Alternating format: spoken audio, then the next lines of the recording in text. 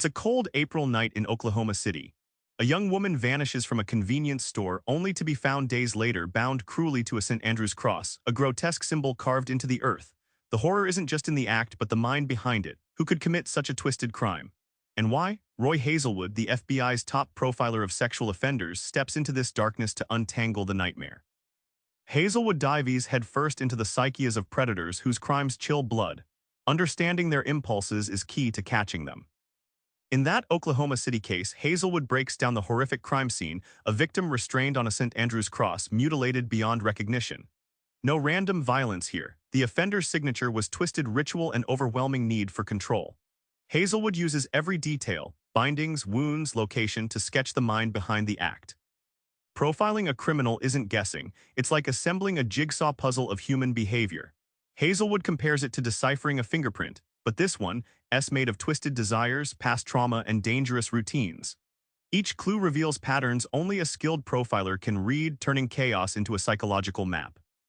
The payoff? Hazelwood shows how precise profiling can narrow vast suspect pools to a handful, turning intangible instincts into actionable leads. The result is not just catching the perp, but understanding the why, preventing future horrors by anticipating their moves. Hazelwood unlocks the secret lives of sexual predators, their fantasies, rituals, and how these blueprints lead them to real-life crime. A young man's corpse is found hanging in a storm sewer in Texas, clothes folded like a chilling gift, a stopwatch at his feet. Hazelwood reveals this bizarre tableau wasn't random. It reflected a twisted ritual gone wrong, a deadly outgrowth of deviant fantasy merged with ritualistic obsession.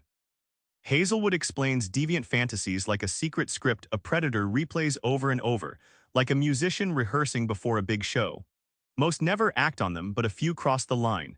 Recognizing these fantasies helps profilers predict offenders' moves before crime happens. This insight isn't just theory, it revolutionizes investigations. Hazelwood's work shows that understanding fantasy-driven behavior patterns helps investigators reconstruct crimes and even identify repeat offenders by their signature fantasy footprints. The human cost of these twisted crimes is staggering. Hazelwood unmasks the unseen horrors behind seemingly ordinary facades. Imagine a suburban couple driving with their toddler when they pick up a hitchhiker, only to imprison her in a box under their bed for 7 years. Hazelwood reveals this monstrous case where the wife agreed to let this happen in exchange for a second child, unraveling layers of complicity and depravity. The question Hazelwood grapples with is brutal. When consent is perverse or coerced, who carries the weight of guilt? It's like a toxic spiderweb. Every act and actor plays a part in maintaining horror.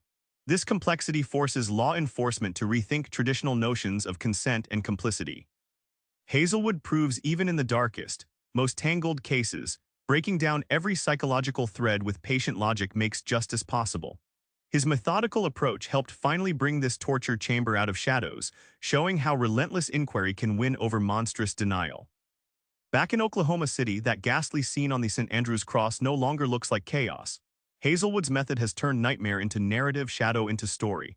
His work teaches us that with enough determination and a fearless eye for detail, we can shine light into even the darkest minds. So next time you face a complex problem, try this. Look for the signature pattern beneath the mess. It might just reveal your way forward. Subscribe for more book summaries like this one.